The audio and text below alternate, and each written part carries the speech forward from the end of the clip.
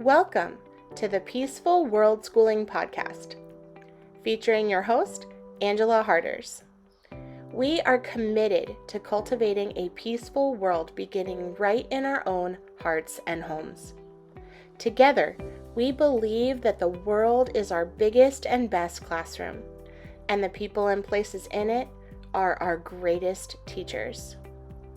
So I invite you to join me on the adventure of a lifetime, beginning with a conversation that can change the world.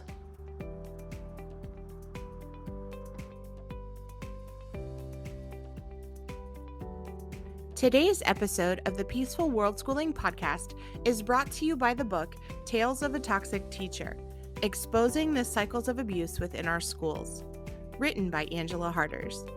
In this book, Angela shares some of the shocking experiences that happen behind the closed doors of a public school classroom and exposes some of the many abuses that take place in school intentionally and unintentionally, and no one escapes unscathed. Tales of a Toxic Teacher is available for purchase on Amazon.com. The ebook and audiobook versions are also available for free to members of the Peaceful Worldschooling community.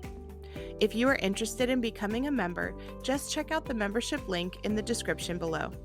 Thank you so very much for supporting Angela and for helping to make the Peaceful Worldschooling Podcast freely available to all. Hello, and welcome to today's episode of the Peaceful Worldschooling Podcast, where we're committed to cultivating a peaceful world beginning right in our own hearts and homes. My name is Angela Harders, and I'm your host. And today I have the privilege and honor of introducing you to Molly Christensen. Molly Christensen is a joyful mother of 7 amazing children. She earned her degree in mechanical engineering, and since then, she's found a great passion in being a mother and in homeschooling for the past 20 years. She's founded multiple homeschool co-ops, written mounds of curriculum, taught classes to youth and adults. And she's also the owner of Building Heroes Academy, which offers a new way to educate and raise leaders in your home. She is the author of How to Get Everything Done, and she is passionate about sharing her love of learning and encouraging others on their journey to greatness. Thank you so much for joining us today as we have a conversation that can change the world. Thank you so much for inviting me to be on your podcast. I am super excited to be here to chat with you and to get some good ideas flowing for your audience. And I'll tell you, this has been hard time coming for us to actually get together. So I'm excited to get to do this. Yes, me too. Molly and I, we've been trying to get together for a while, and we've had a couple hiccups in the road, including you also having COVID recently. I know that you're still recovering from that. And so I thank you for being willing to be on here, even though you are just coming out of being sick. So thank you. Oh yeah, for sure. And I might cough a little bit. I apologize because I have the lingering cough, but we're good. We're good. No worries. That is totally fine. But we're glad that you're feeling better. So, all right. So to get us started today, can you just share a little bit, Molly, about you, your family, and your story? Yeah, for sure. So I grew up in Utah. I moved there when I was 8. And it's a beautiful state, gotta say. And I went off to college when I was 17. And that's when I went and decided to major in the engineering, and which, looking back, I'm kind of like, why did I do that? But, but, my dad told me I'd like it, and, it worked out. So, but I never really worked in that area. And so I like to say I just engineered my family, because I ended up meeting my husband and getting married pretty young. And then we started having kids, and I'll tell you that, man, I didn't know what I was doing. And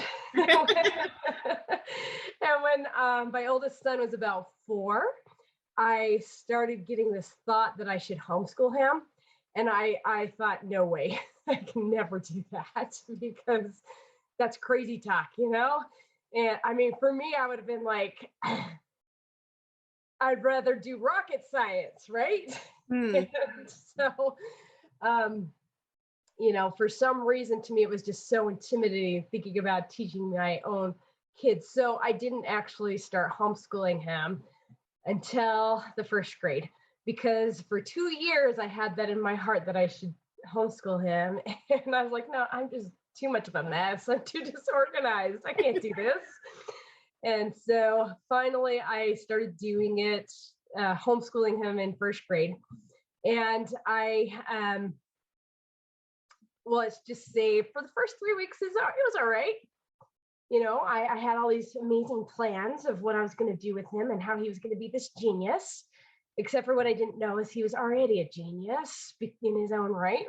That I did not have to make him do all this stuff that he did not want to do. So after about 3 weeks, we just both started getting into this phase where we were both crying every day because it was not going to work out the way I had planned. And so I realized something had to change.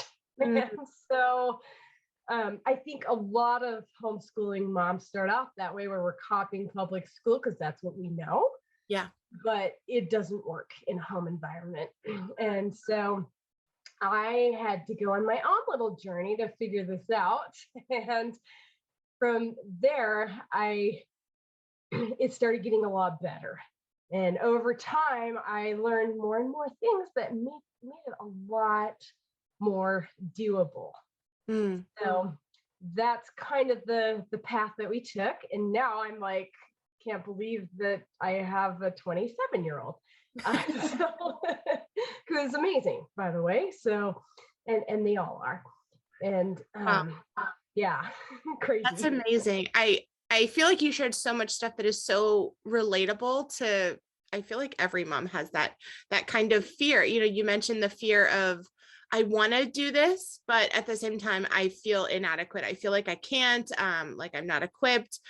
And how did you navigate having those feelings? Because I know that is a very real fear for some parents, that they really have that fear that I want to homeschool, but I'm worried that like I'm too disorganized, I'm too much of a mess, I'm not, whatever enough, all those lies that we tell ourselves. How did you navigate having those fears and insecurities when it came to homeschooling and overcome them? That's such a good question, because it is part of the journey to figure that out. Yeah. And really, I'd love to say, I did such a good job switching over, but no, it took me years to navigate. And really, I said I got married pretty young, and so I probably was a little immature in many ways. And what I did, when I had these feelings of inadequacy, I didn't realize that was my issue, really. What I realized, or what I did instead, was try to blame everybody else. And I looked at my circumstances, and I'd be like, well, if only I had more money to buy all the perfect curriculum, then, this would go so much better. And I would blame my husband for not supporting me in the way I thought he should be doing, even though I didn't actually ever express that to him. So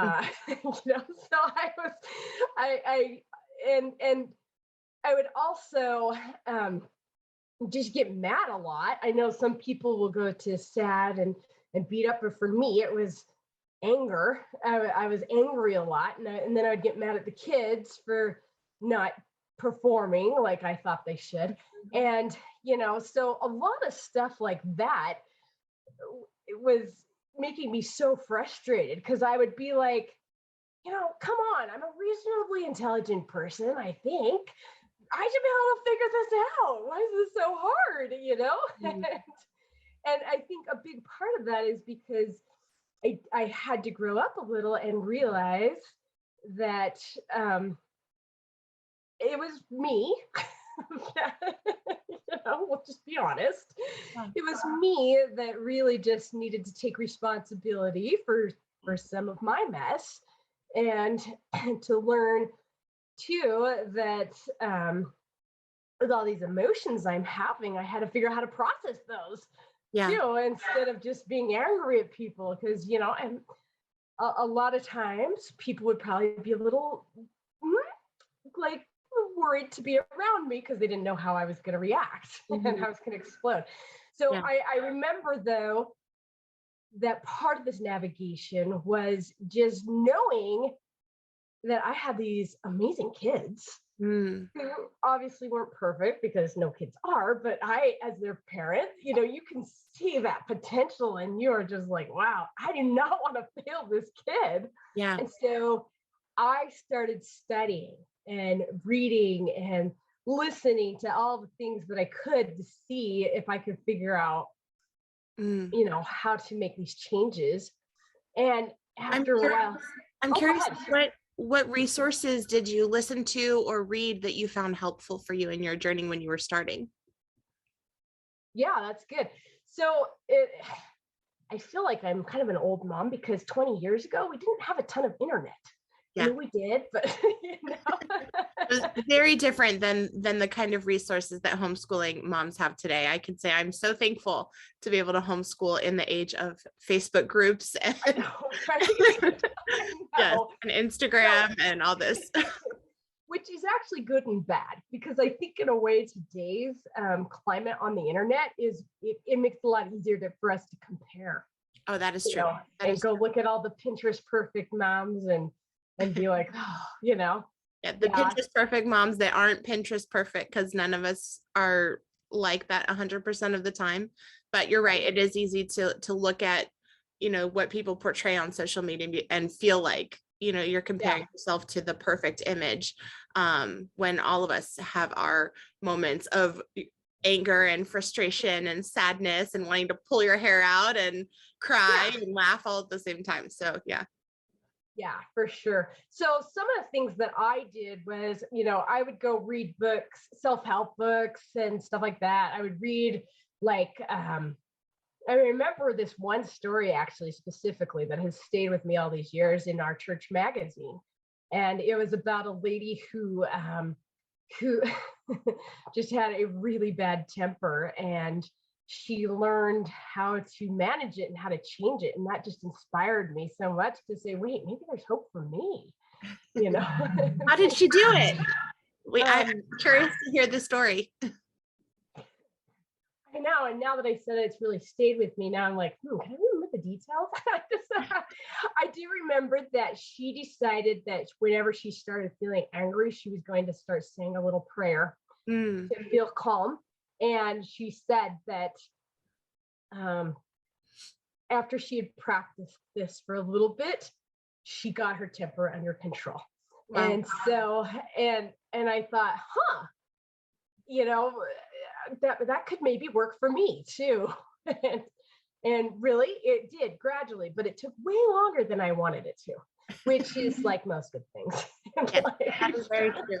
Well, and you mentioned something else that I'm sure probably contributed to your feelings of anger and frustration. You mentioned at the very beginning when you started, you had this very, strict plans and stuff that it sounds like you were trying to kind of duplicate school at home, which I know a lot of families think that homeschool is exactly that. They think that homeschool is doing school at home, and most people start out with a plan or a schedule very similar. I mean, I know when I first was thinking about homeschooling, I had a schedule and I built in lunch and recess and, breaks, literally just like a school schedule that I had used in my own, classroom.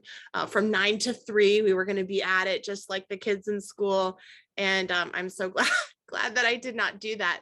But I'm sure that having that approach really contributed to a lot of that frustration that you were feeling, and also that your children were feeling. Because as you mentioned, doing school at home doesn't work, and homeschooling typically does not look like that. So I'm curious, can you share a little bit more about how your journey has evolved from that school at home kind of process to what it looks like now, or I guess how you changed or adapted that so that it wasn't so frustrating for you or for your children?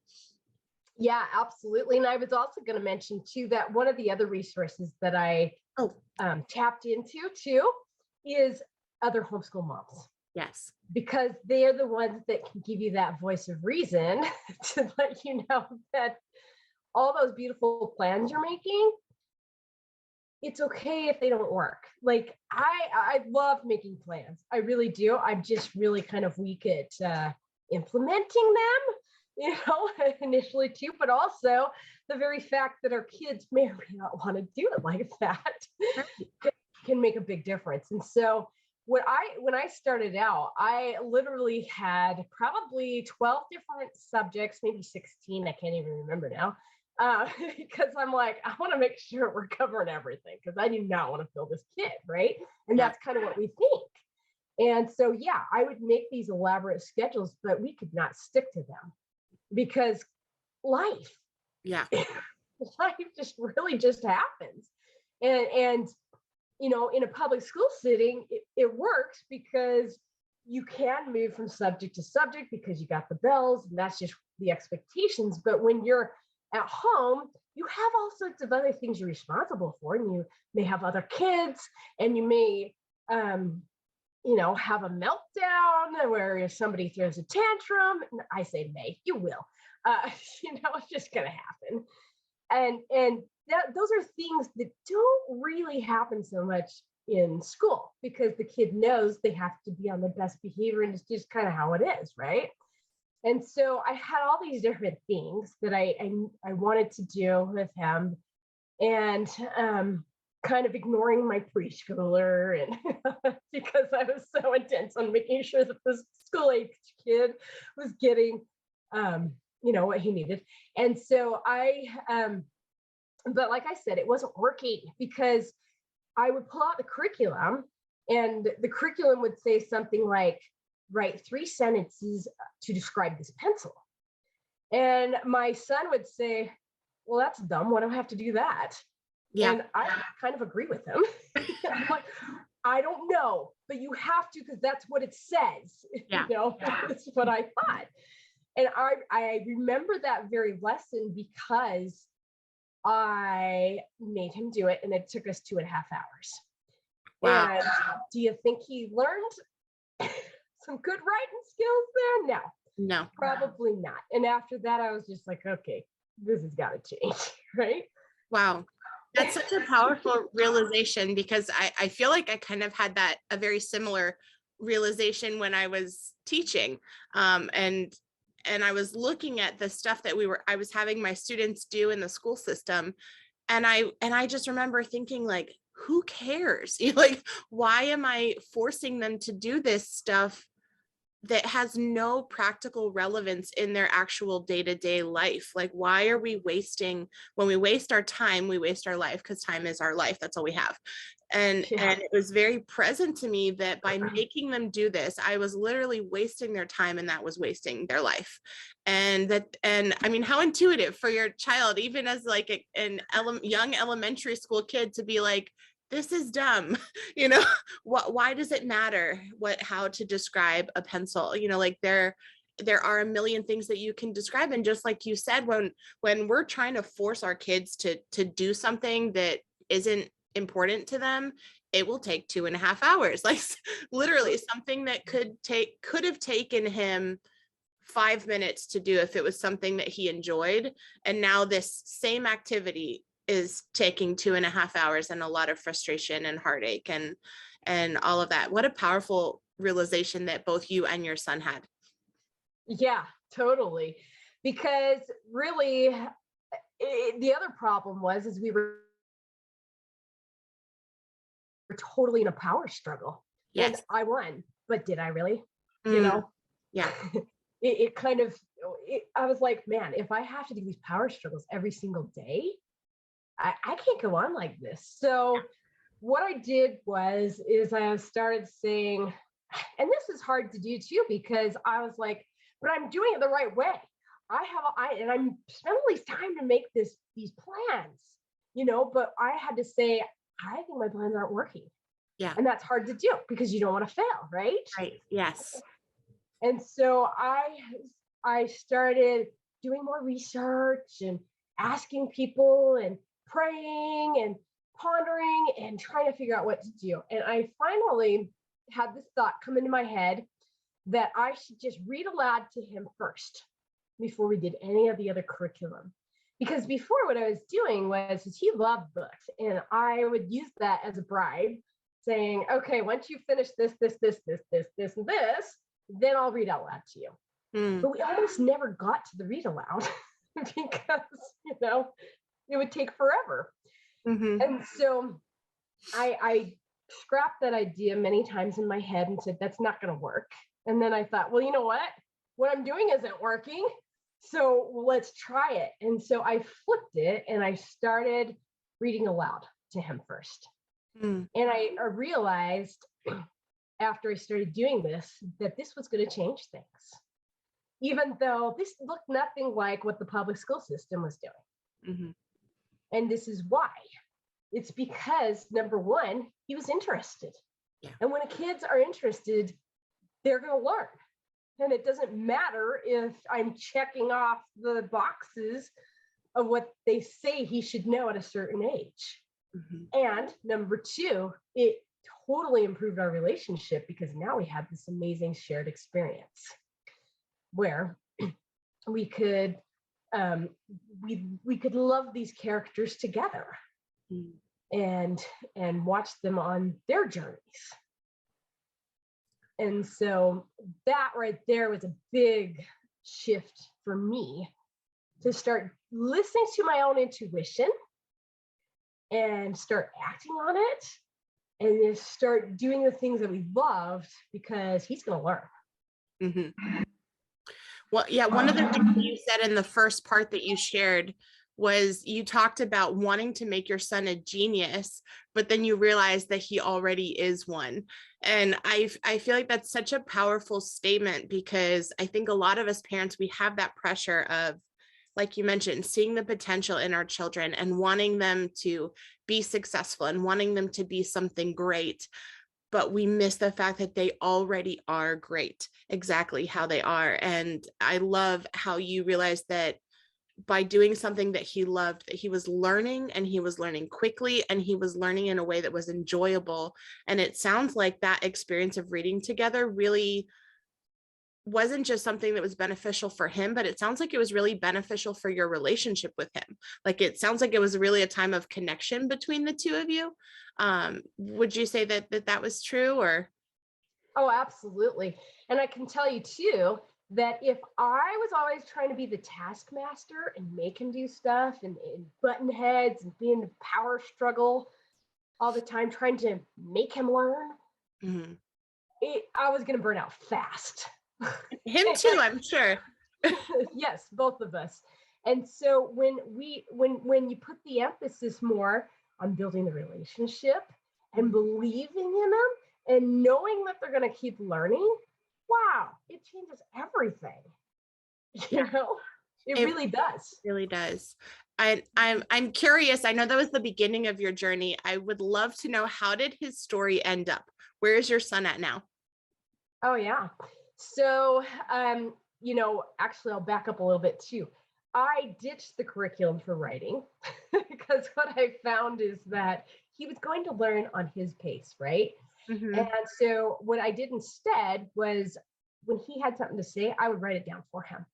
And by the time he was about 11 or 12, he was dictating novels to me because he didn't have the motor skills. And I think this is very, very common for boys. He did not have the motor skills to be thinking at the same time as he's forming letters, right? So I would write it for him. And then he'd get kind of tired of waiting for me. So he'd record it if I was busy, with the other kids, and I couldn't write it down. So then after he recorded it, I would type it up later. But then he decided, I don't want to wait for mom anymore. And so he decided to start writing himself. And so he became this amazing writer. And we did no formal writing curriculum when he was young. Wow. And he also ended up writing some fantastic essays to get into college, and he got full ride scholarships. Oh my gosh. That's amazing. That's really cool. And I love the fact that you said that, he had this desire to want to express himself, and that at the beginning you were the one that helped him write that down. And that's something that I've shared with homeschool parents numerous times, because I think even for myself, I have this idea that practicing writing or developing my skills as a writer looks like me being the one to have my pen or my pencil to a piece of paper. And it really doesn't. When we can like step back and look at what is writing. Writing isn't putting a pencil on a piece of paper. Writing is expressing yourself through the written word. And just like what you did, that was brilliant. I mean, you realize my son doesn't have the motor skills to sit down and write this out himself. And so I'm going to help support him in expressing himself, which is the goal of writing. I'm going to help him by expressing himself, because I'm going to do the pencil to the paper part and let him experience the power of writing by speaking out his words. And I mean, that's absolutely brilliant. And I definitely recommend that parents consider that, that if you want to encourage your child to love writing, give them that freedom to not worry about being the one to put the pencil on the piece of paper. Have them dictate to you, just like you said. And then if you can't write fast enough or you can't type fast enough for them, that's what inspires that desire for them to want to learn how to write on their own. But I think being able to give our kids that freedom to get their thoughts out and to have, even if it's supporting them by doing, writing it for them or typing it for them, or even now they have the speech to text software. That's really helpful. If your child wants to use speech to text software, do it. The goal is not necessarily that they're the one that's putting the pencil to paper, but that they are communicating with the written word.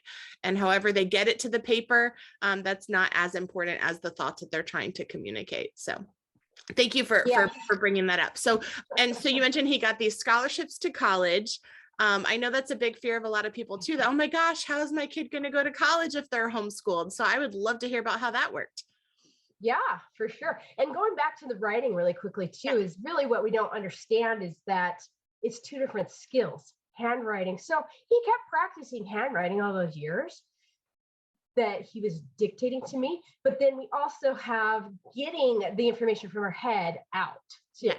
Yeah. And talking it out from our head to communicate, right? So that is why I realized, I'm like, yeah, that's why it took us 2.5 hours to write these things. Because first off, he didn't really care about the topic, but also his motor skills weren't there. And I made him write those 3 sentences. Oh, it was torture. Yeah. Anyway, yeah. So back to getting the scholarships and everything. So for him, being a first child, he was very motivated. And so basically the way I saw myself was I was more his facilitator than the knowledge filler. And so when I started shifting my thinking like that, I'm the guide on your journey. I'm the one that's going to help you go on your journey, not the one that everybody else is telling you have to take. Mm-hmm. Wow, that took such a big load on me, because all I have to do is look at him, go, and just remember his potential and remind him when he forgets. And then I just find the resources and facilities that he needs. And so when he was in high school, he decided that he wanted to get his associate's degree during high school. So I went and figured out how to do that. And I didn't do it for him, right? I just figured out the elements that he needed. And he went ahead and he studied for AP tests at home and passed 8 of the 9 he took. And he also took some classes in the school system, because that's what you'd have to do to get your associate's degree here in our state, that, you have to take at least 20 of the 60 credits there. And so that's what he did. That's what he wanted to do. At the same time, he also learned that he loved speech and debate. And so he did a ton of that. And then he studied for the ACT, which you can do, and take it as many times as you want, and got a really good score. And so that's how he got his scholarships into a really good school. Wow. So that's incredible. I love to hear I'm kind of at the beginning of my homeschooling journey. You know, my daughter's 7, she's almost 8. Actually, by the time that this episode releases, she'll be 8. But yeah, so I'm at the very beginning, and I love to talk with parents who have graduated their homeschoolers already, because I feel like it's so helpful even for me just to be able to see, okay, there's light at the end of the tunnel.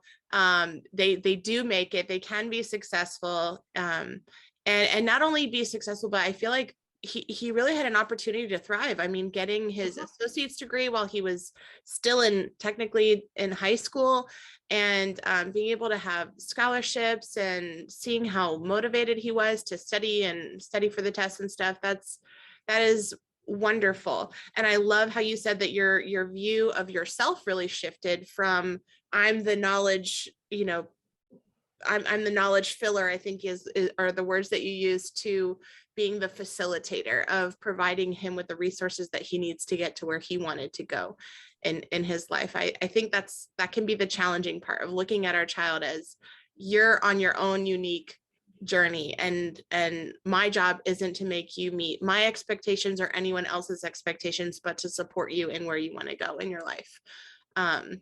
Yeah, totally. Because what I really did was shifted the whole focus away from me to him, because that's what I was doing initially. I was so caught up in this idea of that I have to prove that I can homeschool him. Yeah. And it was all about me, really. And on my fears about failing and, all that. And once I could shift this to focus on him and, all the rest of the kids, wow. It made life so much simpler. Yeah. So I know that your oldest was very highly motivated. I'm curious, what did homeschool look like for the rest of your 6 children? Oh, yeah. And actually, I wasn't even done with that kid. He went ahead and he also served the 2-year mission for our church. Wow. He also traveled the world. He went on a 6-week, no, I can't think of what you call it, but you do it in college, whatever. Trip. And then he also Study abroad. Thank you. And then I think COVID kind of sometimes gets some extra glitches in your brain with words. Anyway, and then he ended up marrying another homeschooled girl. Aww. And he bought his first house, and now he is going back to school to get his MBA on full scholarship too. Oh my gosh. So, I mean, that's amazing. Yeah. So that's the super motivated kid, right? So now you're like, oh, what if they're not all super motivated? And they're not. That's the thing, right? So, but they still do amazing things. And I am still going to be there to help encourage them. So like my next daughter, she was going to get her associates because she saw her brother do it. But then she had this opportunity that came up where she went to go live in Ecuador for 3 months and be a nanny. And so that was something she had always wanted to do. So she kind of scrapped the idea of getting the associates, but she still got some college credits the same way. And then she decided to go to cosmetology school and while she was still in high school. So she did that. And then she used that as a way to pay her way through college to get her degree in that way. And so now she's married, they've bought their first house, and her husband's actually going to MBA school too now. So she's working to put him through. So she's doing great things. Wow. Yeah. And then my next son is, let's see, he served a 2-year mission for my church as well. And then now he learned Spanish, and then now he's back and going to school he's just trying to decide what he's going to do. But this kid, one thing that he really got to do during high school a lot was get into construction. And so like he built our shed, and he loves hands-on work. He's just really a hard worker that way. And so he's doing great things. And then my next daughter, that's 18, is she wasn't really as academic as maybe my first, which is okay, but she danced for 15 hours a week. And then she decided to get her CNA license for nursing during high school. And she also got a bunch of college credits. Actually, I forgot, my third son also got his associates as well. And then she now is working in a retirement home, and she's going to college to study nursing. So they're all doing great things. And then I still have 3 younger ones at home. Yes. What are the 3 little ones up to, or younger ones up to? Okay, so my 16-year-old is also a dancer, so she's doing a lot of dancing, but then she's also, she loves to read. She reads a ton. And then I have a 13-year-old who loves sports. And then he would never say he loves math, but I think he does. And the nice thing about that is he can move as fast as he wants, right? And so he, I don't even know what grade he is. I guess he's in 7th grade. But because he really likes math, he's taking a pretty advanced math class, and I don't even know what it is. But anyway, yeah, so he's doing that sort of thing. And then my youngest is 10, and she... I'll tell you, this kid is the most creative kid I have ever seen in my life, but that also means she's also very messy, but we're working on that. But she also, I've been so glad that she's homeschooled because she has really struggled with the reading. And I know sometimes you're just like, oh, my kid has to be way far ahead, but they don't because it's on their own pace, right? And we finally discovered, it wasn't for lack of trying, but we finally discovered she had some pretty good vision tracking issues. And so she's finally started to read, but had she been in public school, she would have been labeled, but she totally is fine, right? It's her pace and it's okay. So yeah, that's what she's up to. That's amazing. And thank you very much also for bringing up the aspect of reading. I totally agree. I think that in school, we really push this idea of early reading because when they're in school, it really is the only way that we have to have them learn things by having them read. Whereas in homeschool, reading isn't the only way to learn stuff. We're able to learn through life and through our experiences and in all these other different ways. And actually, I was doing research about natural reading and kind of when children naturally learn how to read. And I learned that the average age for children to kind of learn how to read on their own in like a natural environment is somewhere between 8 and 13. And that is very, very different than, in the school system where we're forcing 4 and 5-year-olds to start reading. And I mean, there are countries, I want to say in Sweden, I think, where they don't even start reading instruction or formal school instruction at all until they're 7. And so it is interesting that we feel this pressure, especially when it comes to reading and math. I feel like those are the 2 areas that parents are super worried about. My child has to read and do math. But being able to recognize, as you said, that each of our children are kind of on their own pace, they're on their own path, and whatever their path is okay. I think that's a really powerful message to be able to communicate to any parent. And also, like you mentioned too, that if she were in school, she would have been slapped with a label. I am a special education teacher. And we do a lot of the children in public schools that I see that are labeled as special education. I really don't think that they are, but and that label of being special ed can be very harmful and very damaging for children. So I'm glad that you were able to recognize that your daughter was, maybe struggling, but then also provide her with the help that she needed to be able to learn how to read in her own pace in her own time without making her feel like she was less than or not, good enough. So thank you for doing that. Well, yeah, and one thing that I always like to tell her too, and she was like, wait, how come I can't read yet? I'm like, you know what? You're going to get there. You're going to get there in your own time. And I said, it's kind of like a garden. Every single seed is going to grow at a different rate, and they're all going to give off their own fruit.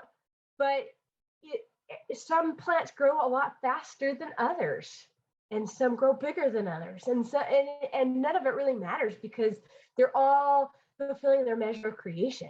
They're just doing it in their own timing. And for that, she was like, okay, cool. And at the same time, I would just read out loud to her. And so she loves reading, even though she couldn't do it herself. Wow. That's fascinating, like to see children that love reading, even though they can't do it themselves. And I feel like that's a really important message to communicate too, that our children can love something even if they don't have the ability to do it by themselves yet. And it doesn't, that yet is really important. And I think if we can hold on to that yet and support them as you're doing with, reading aloud to her, or, for children that love reading, I think audiobooks are another really great tool if you're not always there to be able to be the one to read to her. I know that we love audiobooks, and one of the other things that I tried to do to encourage reading was we would put like subtitles on the TV. So we never watch TV unless there's subtitles on there. And so having subtitles for us, I think, was really helpful in just encouraging literacy and being able to see and recognize words. But there are lots of ways to foster a child's love of reading without when they may not have those skills to do it by themselves yet. Yes, absolutely. Totally agree with that. And that's the whole thing that is, in my journey, she's number 7. So it was a lot easier for me by then to know this, but I knew she would read when she was ready. I knew she would. And so we would practice, and, sometimes she's fine doing it, and sometimes she didn't want to because it was too hard. And so I had to use my mom intuition to know when to push and when to say, you know what, we're going to take a break. Yeah. And that's okay. We don't have to keep going just because the curriculum does. Yes. Oh, I love that. I love that. So in case you missed it, we do not have to keep going just because the curriculum does. That is a powerful, I'm going to like hang that on the wall somewhere, yeah. And even, well, we're unschoolers, so we don't have any formal curriculum at all. But I would add to that, we don't have to keep going just because I think we should keep going. And, so for those of us that are unschoolers that may not have a specific curriculum that we're following, knowing that, as you said, using your mom's intuition, because it's that delicate balance of using that intuition, because there would be times when my daughter was reading that I intuitively knew that she was in a space that it was okay to let her struggle with the words of like figuring out what the word meant, or figuring out what it said, or sounding it out, or whatever that looked like for her process of figuring out the word. And then there were times that she needed some support, like, so I could help her with like processing the reading. And then there were other times that, she just wanted to enjoy reading. And so sometimes when she would pause because she was like stuck trying to figure out a word, sometimes I would just read it for her, like if she was getting frustrated with figuring it out. For me, it was more important that she would love and enjoy reading than that I'm going to make you struggle to figure out this word. And then we forget what we were reading about in the first place because she's lost, trying to sound out this super long word or whatever. And it was like this beautiful dance almost when we were doing reading together in that way, because I could just sense, that, okay, she's getting to a spot where she's stuck, and I'm just going to fill in for her. And then we'll just keep going. And then there wasn't that power struggle that you mentioned. We could just really enjoy the book that we were reading and enjoy the characters that we were learning about, without having a lot of that frustration and that negative feelings and the negative energy when it came to our reading time together. So, yeah. Yes. I love so much. Yes, that's good. Because really, one thing that I discovered, when I was trying to copy school at home and then try to find my flow, my rhythm as a homeschool mom, was that I was focusing on the wrong thing. I was focusing on getting it done and checking off the box Yeah. instead of focusing on creating good feelings. Because when you have good feelings, you can learn so fast. You know, Yeah. when you are feeling frustrated, you have to know when to take a break and when to push through, because if you're frustrated, you're not learning. Yeah. If you're bored, you're not really learning. And so for me, I realized, it's for me, my biggest job really is to facilitate the environment here and the feeling in our home.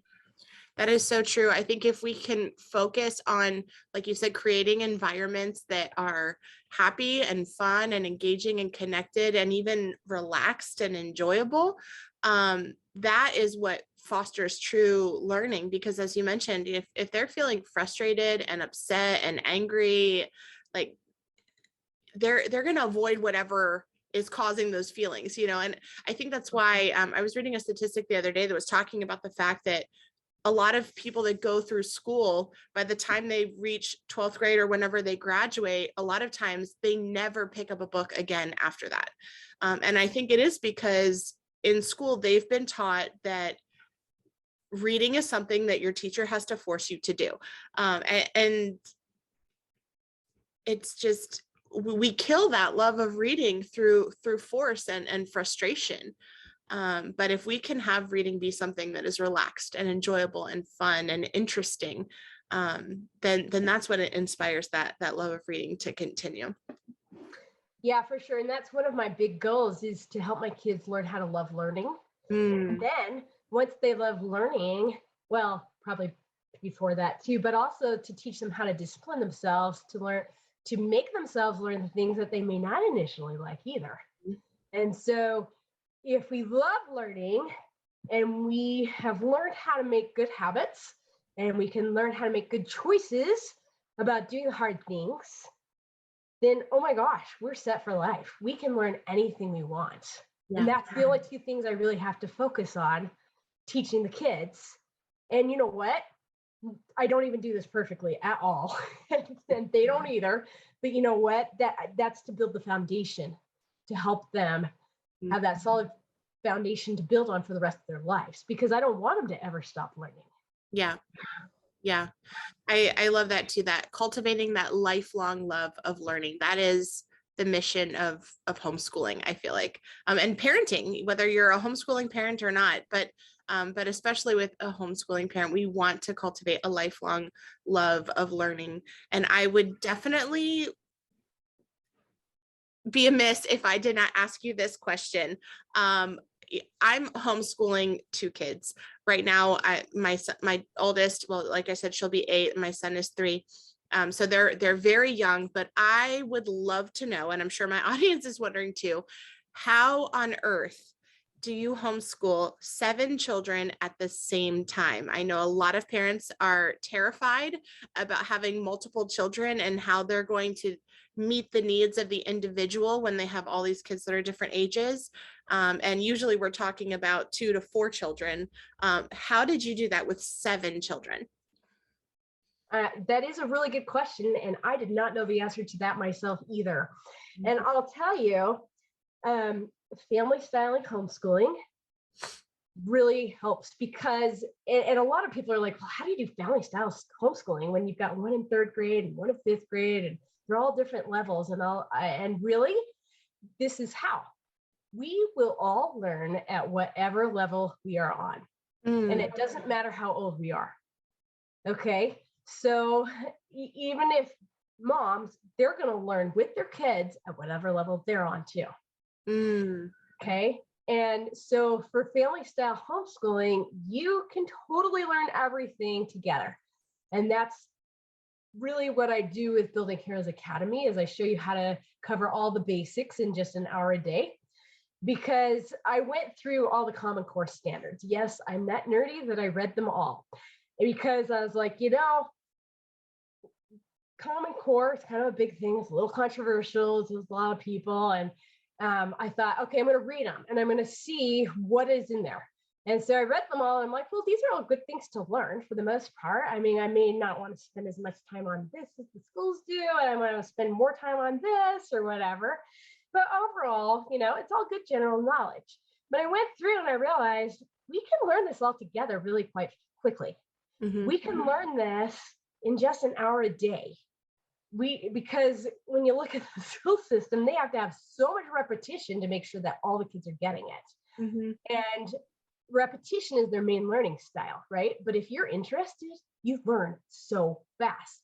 And if you can figure out how to connect it to yourself, wow, the epiphanies that come in and you're like, wow, that's so cool. And so that's what I did is I went through and I picked out all the main topics, because I've done both sides where I tried to do all the school at home stuff. And I've also done the unschooling where I had no plan whatsoever. And I thought, I want a little bit more than just no plan. I want to actually have a little bit of plan to make sure we're kind of covering some of the basics. And so that's what I did. And so I created this curriculum that's an hour a day, and over 5 years, you're going to cover everything between K through 6. And 7 and 8 too, probably, actually. So it was really just, I created the system so that we could make sure that we were covering all the basics. But what I found too is that when we're teaching all of us together, we're all learning at whatever level we're on. And so we're still learning it, and we're going to repeat it again anyway after that, because that's what schools do anyhow, right? We just keep repeating it. That is so true. I remember I was tutoring this girl once. She was in 8th grade, and I was tutoring her in math.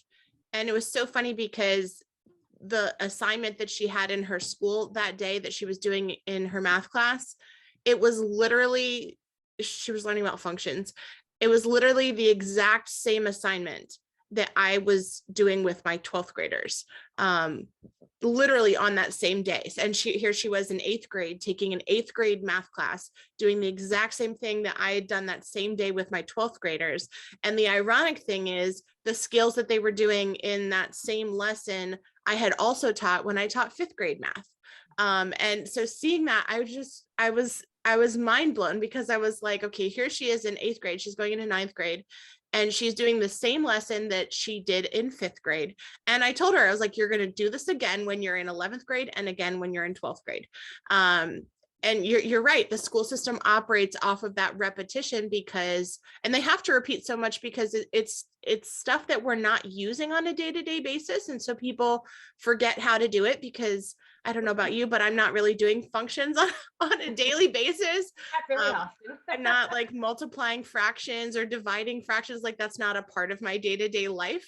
And so they have to build off of that repetition. And I love that you mentioned that every person, including the parent, is going to learn based on the level that they're at.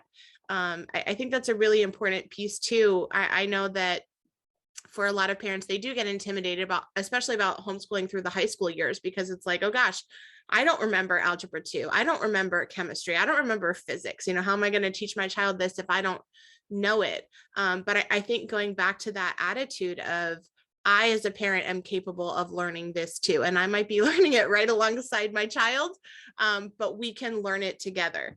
And I think that's absolutely wonderful, of being able to be open to the fact that your child is going to learn what they need based on the level that they're at. And they're going to have opportunities to practice it again in the future. So if they don't get it all the first time, it's more than okay. Yeah, absolutely. And that's the thing too, is like repetition is a methodology of learning. It's just that in homeschooling, you don't have to repeat it as much, but you can keep repeating it because you're going to learn it at a deeper level every time you go and revisit it. Mm-hmm. Yeah. So absolutely. Yeah. And I wanted to ask you another question too. Sorry to cut you off there. Oh, actually, go ahead. You can finish your thought. Well, I was just going to finish the other half of how I can homeschool 7 kids all at the same time. Yes. Right? Sorry, go ahead. No, it's okay. So part of it's family schooling, but part of it is also helping them go on their own paths, empowering them to learn at their own paces too. So I have my kids practicing skills. And when you practice skills, you can usually do them in like short practice sessions. It doesn't take nearly as long as the amount of repetition they do in public school, because you can give them the skills to practice at whatever level they're at, whatever they're ready and willing for. Mm-hmm. Right. And so like you can have them practice skills like handwriting, because that's an individual thing, right? I can't really do that family style. I guess I could, but I could just say, hey, do 1 page of handwriting practice today, because there are some things that really do just take repetition to gain that skill for. It's the skill things. The knowledge things you don't need as much repetition for when you make it really interesting. And that's the family style stuff that you can do. So for individual skills, like a lot of people say, well, how do you learn math? Or for family style, how do you learn math? Well, what we do is we learn it from a historical perspective and learn why we have math. And we learn all the stories, and we go through the whole creation of our math, whatever you call that, steps. How did we develop all this stuff? So we know why we have math. And then when the kids are ready and willing, they can practice the math facts and the math skills at whatever level they're ready and willing for. And it goes way faster because they have good feelings about math, because they know why we have it. Now, of course, that's the ideal, and it doesn't always work like that. But that is the process to speed up math learning. Yeah. And for people that are interested in diving deeper into that, I actually found a really great program that is free. It's called YouCubed. I don't know if you're familiar with YouCubed, Molly. I love YouCubed. Okay, great. So can you share a little bit about YouCubed and what that is? And I'll make sure that I include a link for YouCubed, because this is an absolutely amazing resource. I shared it with my students when I was teaching in school, because I agree with you, Molly, that understanding our feelings around math plays a huge role into how much math we are able to learn, and how we interact with math. So can you share a little bit about YouCubed?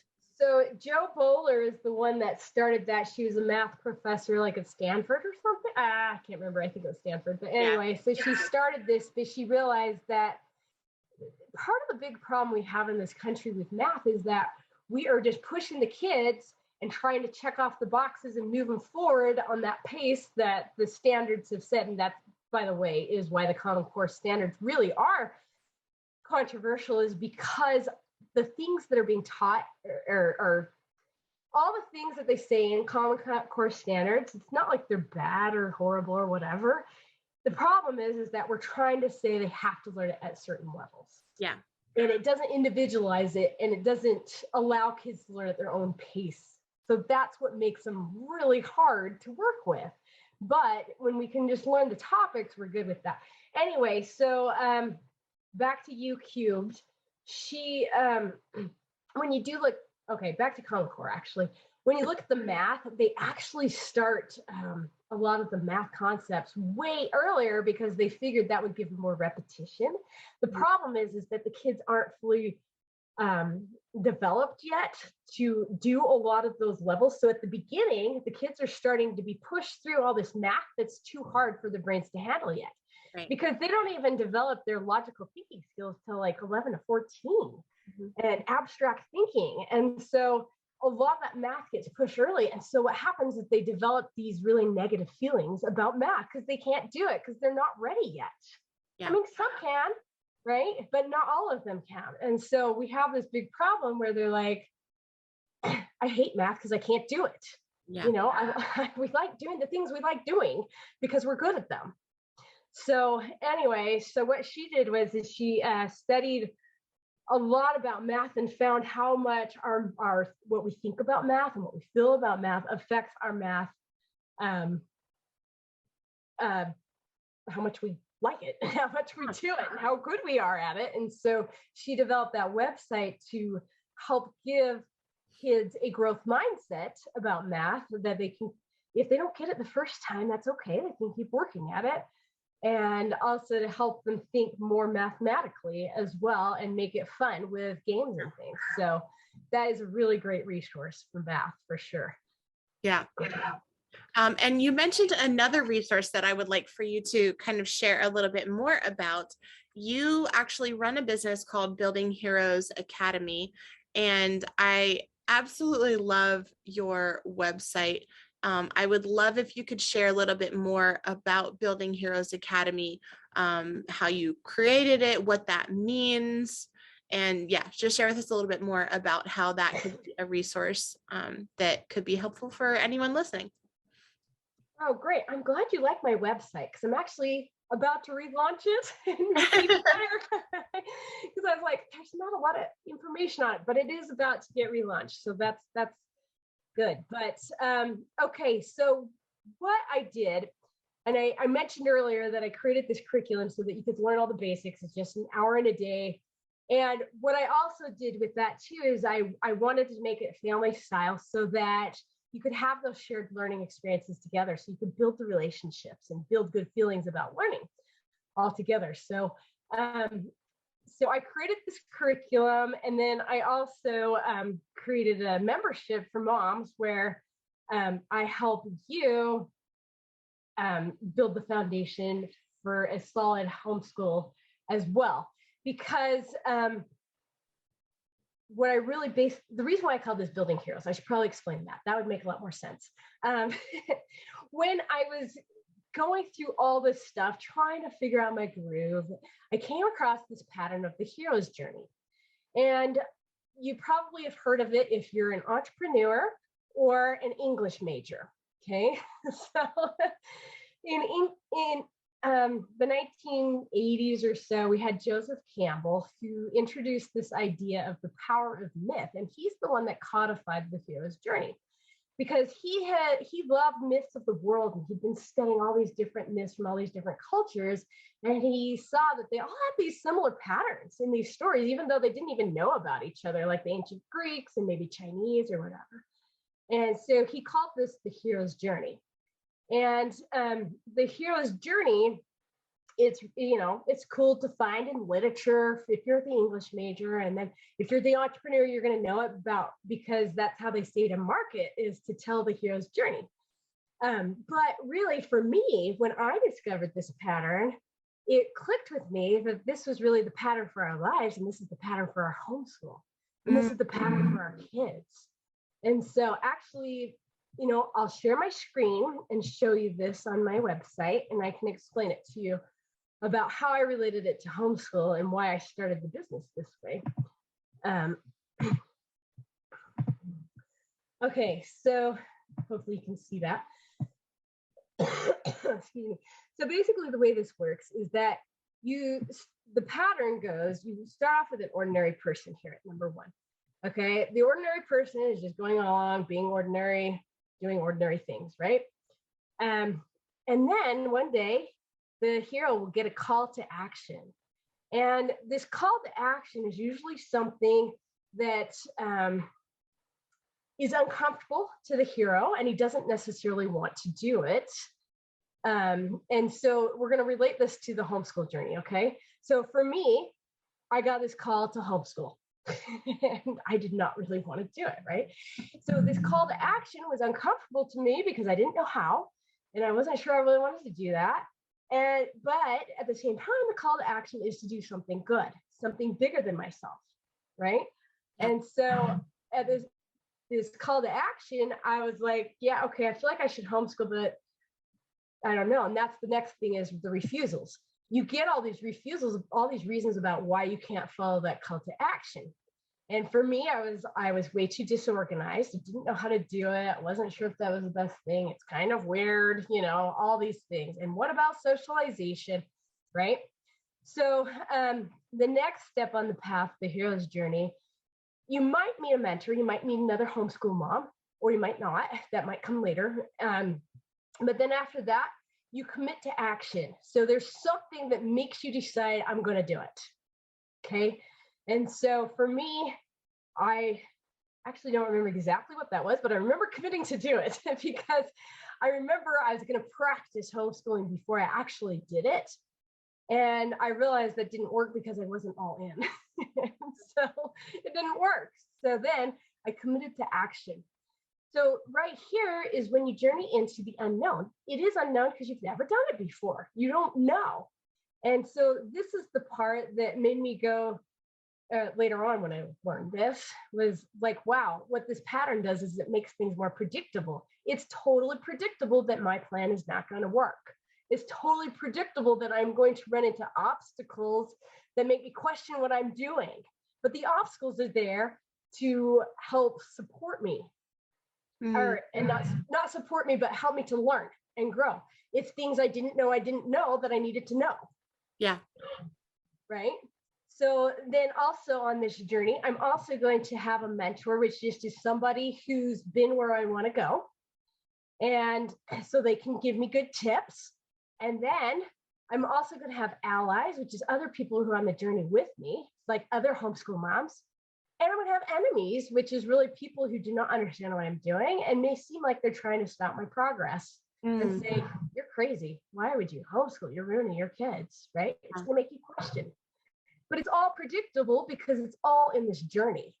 And so when I realized that this really, I mean, we could finish it around here, but it's a two-level journey, because you're actually doing the journey of homeschool, but you're also doing the journey of becoming.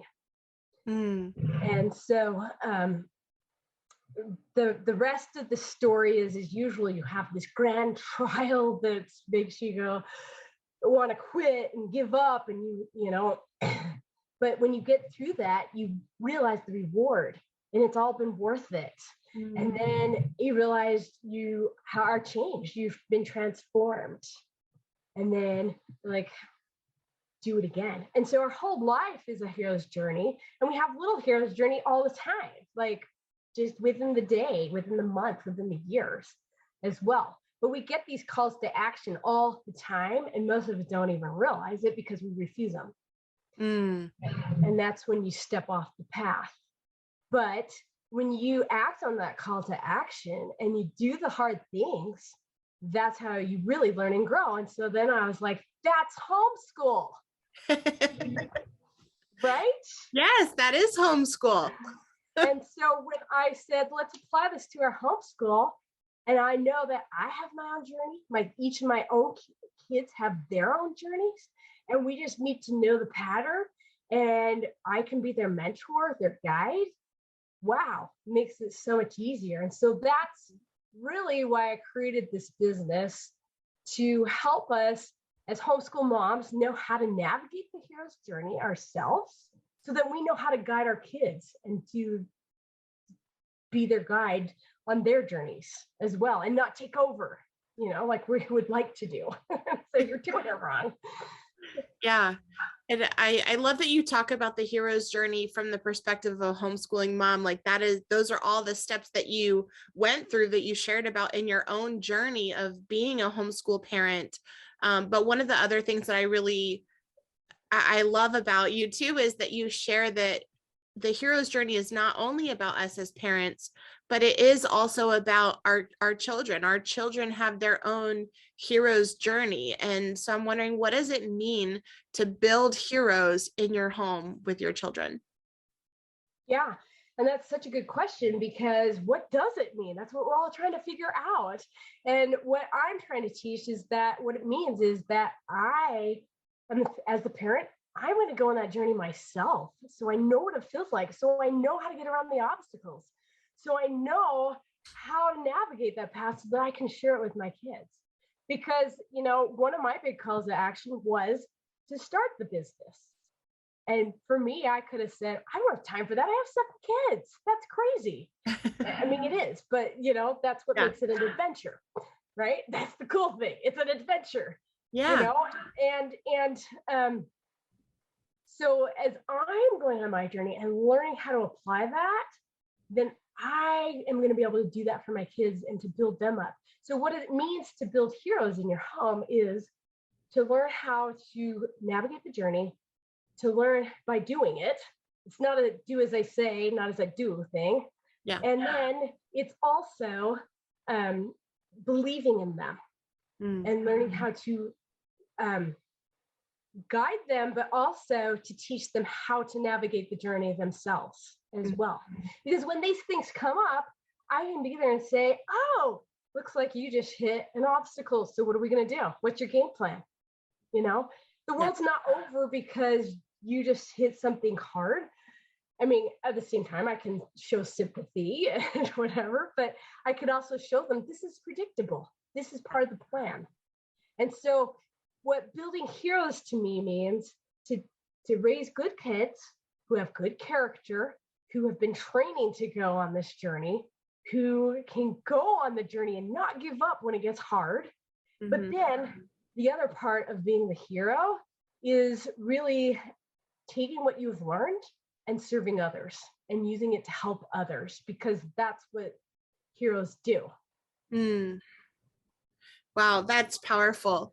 And I'm curious, how can the Building Heroes Academy, like if someone's hearing you talk about building heroes and they want to be a part of Building Heroes Academy, what does that look like, or what does that involve? Can you share a little bit about that? Yeah, for sure. So there's really the two parts.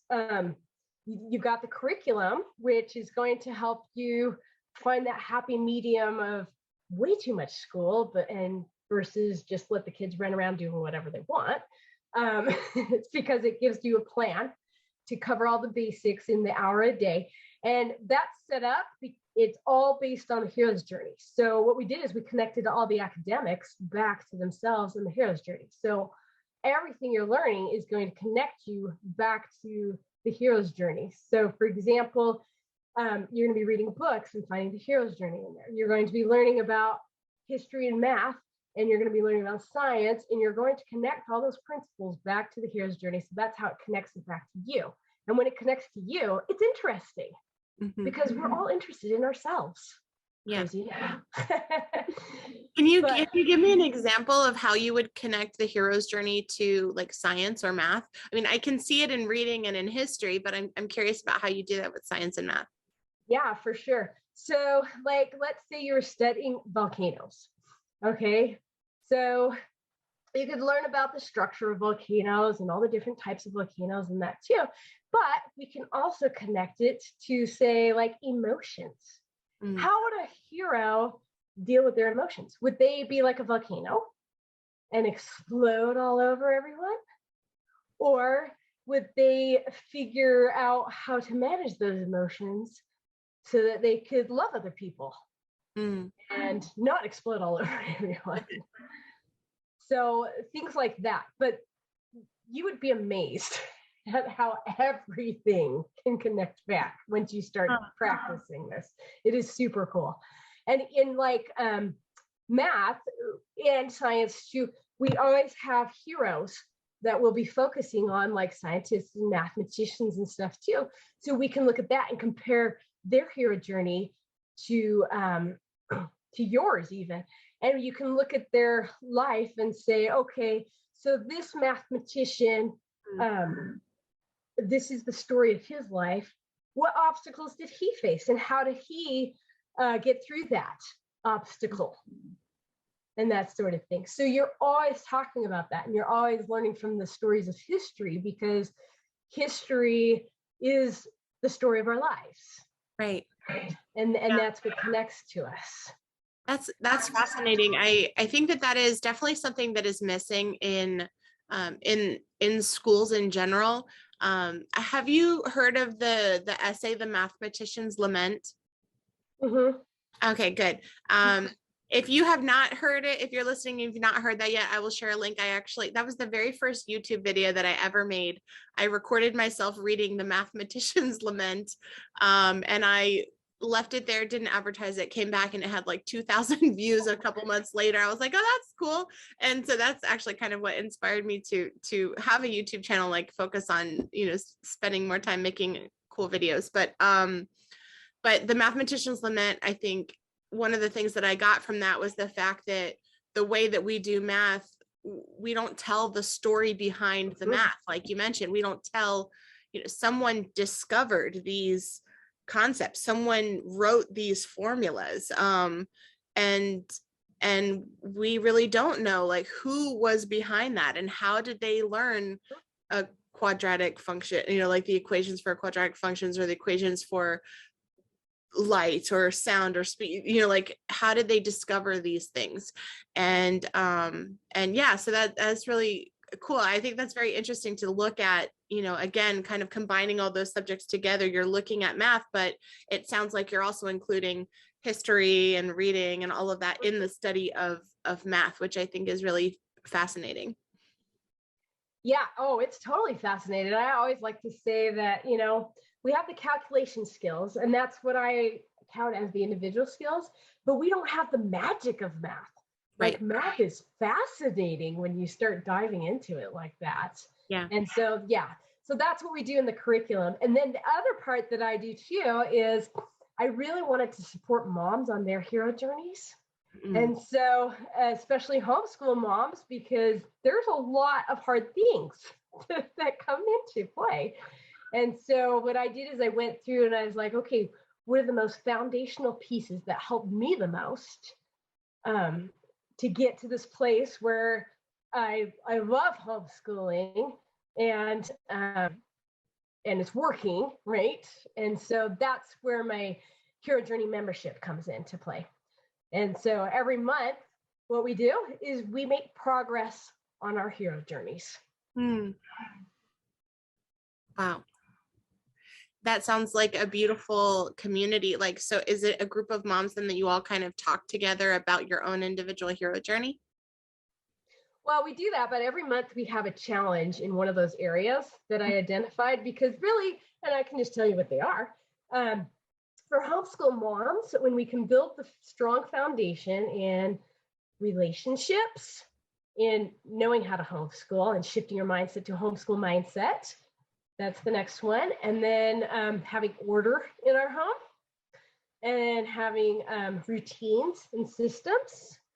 And the last two, I think we have another one on, now I've forgotten, but organization, and there is one more good one that I probably should have looked at before I started saying them, but it's probably because there's 6 of them. But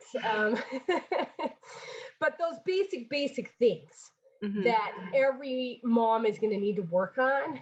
Yeah. We work on those every month and we rotate through them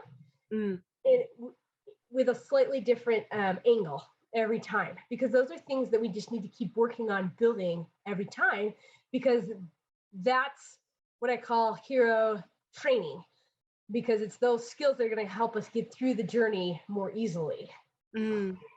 And then, so everything we talk about, we connect back to our hero's journeys too. I love that. That sounds so fascinating. I'm definitely curious to learn more for myself as well. And I'm wondering if someone is hearing you talk about this and they want to learn more, they want to connect with you, Molly, and the work that you're doing, how can people do that? Yeah, for sure. I have my website at buildingheroesacademy.com. And then that's also my Instagram handle is at buildingheroesacademy.com, not .com. And my Facebook page, you can find me on there as well. And I also have a podcast called the Building Heroes Podcast. So I'm on all the channels there. That's awesome. And I will again be sure to include the link for all of those things so you can find Molly on Facebook, Instagram, YouTube. It looks like you're on Google Podcasts as well as iTunes Podcasts. So I will make sure that I share all of those links so that you can get connected and you can start building heroes in your own home, just like Molly did. Yes, and you're already doing it too. And so that's where I can help you recognize that as well. Because that's one thing is that I think moms sometimes, homeschool moms especially, really don't give themselves enough credit for what you're doing. So you're already doing it. And so I would love to help you take you to the next level. That's awesome. Thank you so very much, Molly. And before we go, I always like to ask my guests if they could share one piece of advice with my listeners that you have learned on your journey and your own hero's journey. What would that one piece of advice be? That one piece of advice would be probably to just start choosing to believe that you are enough to do this. Because, and it's a choice. It's a choice that I had to start making every single day, to believe that you are the perfect parent. You're not perfect, but you're the perfect parent for your kids. That you're enough to do this. I love that. Thank you so very much for that reminder. That was beautiful. All right. And to all of you that are listening today, I want to thank you so very much for joining us for the Peaceful Worldschooling Podcast. Molly, I feel like I could talk to you for hours more, but I definitely want to be sensitive to your time, and I would love to have you come back as a guest in the future as well. I hope that to those of you that are listening, that this episode was as much of a blessing for you as it has been for me. Make sure that you like and subscribe to this video here so that you'll be able to follow up with other episodes of the Peaceful Worldschooling Podcast. And I hope that your day is as wonderful as you are. Make sure you check back in next Tuesday, and I will see you then. Thank you. Join us next Tuesday on the Peaceful Worldschooling Podcast. I'm your host, Angela Harders. And if you enjoyed today's episode, click subscribe and be sure to hit the bell so you will not miss out on a single episode.